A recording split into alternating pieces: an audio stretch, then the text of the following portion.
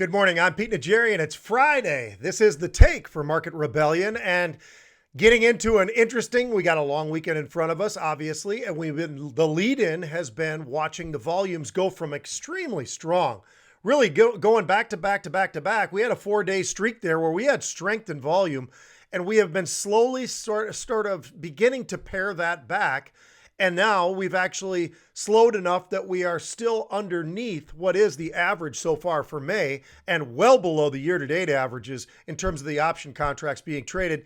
And yet they continue to be very, very strong nonetheless, despite the fact that they are off of May and off of the year-to-date. We're talking about extraordinary levels that, again, and I mentioned this yesterday, would be record-setting pace, but we got spoiled by so much volume, and we're going to see a little bit lower volume yesterday. We're likely seeing even lower volume today as it's Friday. A lot of people maybe starting the weekend a little bit early. There's a lot of different factors that go into this. Pricing volatility because you don't have an opening on Monday with Memorial Day weekend. By the way, happy Memorial Day weekend to everybody as we kick into this thing and Memorial Day on Monday.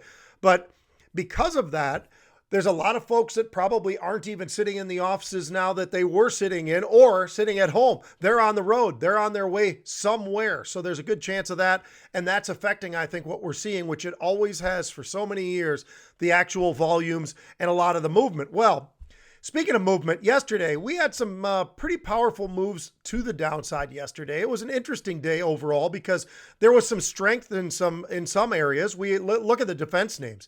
Yesterday, defense names extremely strong, from Raytheon to Boeing to Lockheed Martin, those kind of names, all very, very strong. And people just trying to navigate through this whole thing as certain areas, and there is becoming a bit of a rotation that we've been seeing lately in certain names and out of certain names. And as a matter of fact, yesterday, it was the retail space. They looked pretty strong when you look at the backdrop of the markets getting pushed to the downside and mostly in red almost all throughout the session. But you take a look at Ross Stores up 6.5%. TJ Maxx up over 6.5%. Lululemon, we're talking about higher end. That's very expensive stuff. That up about 3.5%. So you see some of this breaking of what we're seeing in other areas, but that very, very powerful as TJX is just coming off some reports, and we've seen that stock make a really nice, strong move to the upside over a very short period of time, going into the number and then coming out of the number and all the rest of that. Now, airlines also strong. Specifically yesterday, it was United Airlines, but the area that was weighing on the market, an area that's been part of the really big run to the upside when everybody says there's a power five, and I continue to push back and say, well, somehow you're forgetting about biotech. Somehow you're forgetting about the chip space in general. And there is much more than just the power five moving the markets. Yes, they have the biggest market cap, but we're talking about other areas that have actually had a pretty nice rebound and a participation to the upside. The semis yesterday, though, they were getting hit pretty hard. I'm looking over at NXPI, Microchip, Lam Research, Intel, all of those contributing to why the SMH yesterday was down about 2.5%. So there has been pressure on certain areas. On specifically lately, it seems like we've seen pressure on some of those that have had a little bit more success. So we did see yesterday as well with the technology space down about 1.5%. You see a little bit of a pullback. You had a big run out of some of the names that contribute. We talk about Facebook all the time. Facebook, I talked about this one yesterday, but that magnificent run that Facebook had up and through and establishing new 52-week highs, it got as high as 237 just the other day. So that gives you a sense of the big, powerful moves in certain names, moving things around, moving to the upside, and then you do get some pullback as well as we see some of that rotation that's very, very rapid these days. Energy also yesterday down about 1.6%. So obviously when you see that, it's names like ExxonMobil, it's names like Chevron, it's BP, all these types of names really sort of pulling on the energy space. But the volatility index trading around 28, 29. Been talking about this for a while. It seems like we've been in these ranges for a week at a time or thereabouts, where 35 to 40, 30 to 35. Here we are lately. We've been kind of holding right there between 28 and call it 31. Pretty tight range for the volatility index, but we are getting the kind of movement that makes some sense. You look at the measure of where that really is. It's saying that the S&P is going to move about 2% per day every day. So it is very, very accurate, I think, in terms of giving us a pretty good sense of where volatility really is right now, because we have had some pretty big moves of late continuing both to the upside and to the downside. And so we've had a little bit of a yin and a yang here and there when it comes to that. Now, the catalyst, it seems like every single day, and including today, and part of what the catalyst was yesterday for some of the selling pressure was it moves around. But yesterday, the U.S.-China deal, that seems to be something that's going to linger. It's been lingering. It's been on. It's been off. Depends on the focus of the day. Is the focus on the virus? Is the focus on a vaccine? Is the focus on what? Whatever that focus is, earnings themselves, whatever it may be, we've been going through this and watching these markets make these fairly substantial moves to the upside and the downside, depending on what the focus is of the day. Yesterday, focus U.S.-China. That was part of the pressure. Today, focus U.S.-China. I think that's part of the pressure. So we're down about 150 points right now. That's only 0.6% based upon the fact that we have made this big run.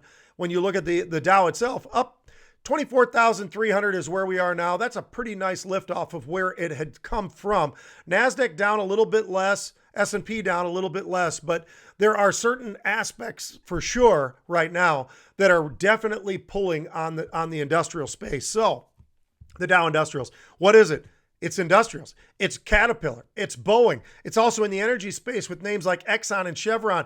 That's down about 2% energy right now. So there has been some pressure that's been pulling on the Dow itself, and those are some of the areas. It has not helped that we've had a little bit of a sell-off recently, today specifically, looking at the financials. The financials have been kind of one step up, one step down, two steps up, two steps down kind of movement, because they really haven't moved a whole lot, but each and every day they've had some sort of a move, and then it just seems to bounce back, and almost like there's a magnet there pulling the financials back to sort of an average area. And as a matter of fact, yesterday and today, rather, I'm looking at some pretty good pressure. You got American Express, JP Morgan, Goldman Sachs, sort of the usual suspects. They're all down about 1% or more. So where are we seeing a little bit of strength? I mentioned the chips that had some pressure on them yesterday. The SMH is still down today, but the one shining star, NVIDIA, certainly does stand out. That stock up about 2.5% after their earnings. So a lot going on, a lot of different aspects of the markets that continue to move around. And as I said, the market's really getting a little bit of pressure from the Dow itself right now in terms of that's definitely leading. That's about double the move to the downside of the NASDAQ and the S&P right now. Now, we always like to give you guys a little bit of a fun, unusual option activity that we're seeing. I will say, today, it's definitely slower. This is Memorial Day weekend. It's exactly what you normally would expect. Now, it doesn't mean we can't pick up and suddenly there's a fire brewing somewhere, but it's always been the case where we've had a fairly slow morning, might have a little bit of activity in the early afternoon, and then people start leaving those desks and pushing away, and then definitely getting on the roads. Whether they're getting on the roads or not, at least pushing away from the computers. So we'll see if that continues, because we're seeing today some pretty low volumes. We got plenty of unusual option activity, but the volumes are definitely not what they've been over the previous couple of sessions that have been fairly strong with unusual, even on the days where we've been lower in the absolute market of the derivatives world itself. So Signet Jewelers, it's trading about $10.40, somewhere in that range, call it, and saw some pretty good size buying today, especially I mentioned sort of a slower day. 8,700 of the June 12 calls being bought for about 80 cents. They were bought at 70 cents on the lows, up to $1, so call it about 80 cents is where those are. Now, they do have earnings on the 9th of June, so that definitely plays a factor into this. And this is a name that's hit on many, many occasions, and it seems like more often than not, this is one of the names that when it hits, I like to at least keep a close eye on it and decide when and if I'm going to be jumping into something like this. But risk reward, I kind of like it. Gives you a little bit of time, not a lot of time, but a little bit of time for sure, about 3 weeks or so, a little more. And that's something that we're always, you have to take that into account. Most of what we've been seeing is, really, really short term. This one's giving you a lot more. This is long term these days, because this isn't expiring May 29th. This is expiring in June, third Friday of June. So gives you a little bit more time, and it should be kind of interesting to see how that plays out. Folks, I want you to have a great Memorial Day weekend. Again, always understand the options world and and really have an understanding and get educated if you don't, because it is the place of growth. We see it all the time, and I see more and more people that are sort of moving over and seeing what we've been talking about for so many years on the Halftime Report, on CNBC Fast Money, all the rest of that kind of stuff, because the options derivatives world is certainly an area where we continue to see so much, and it's great. We really, really love it. We enjoy it. Market Rebellion. By the way, Monday, keep an eye on car 44 Monday at the NASCAR Xfinity. This should be pretty fun. We've got a Market Rebellion car there, guys. It's going to be great. Nice partnership up with the Martin crew, and really, really excited about that. These guys are great people, and a lot of sponsors jumping away from things because of the circumstances. Opportunity is a great opportunity for us. We really, really enjoy these guys. We're really excited about it. If you get a chance to, I believe it's going to be Monday in the early afternoon. Should be great. We're really excited about that race. Enjoy your weekend. It's Memorial Day weekend. Make sure you remember what Memorial Day weekend really is and understand the meaning of it, and have yourself a great weekend.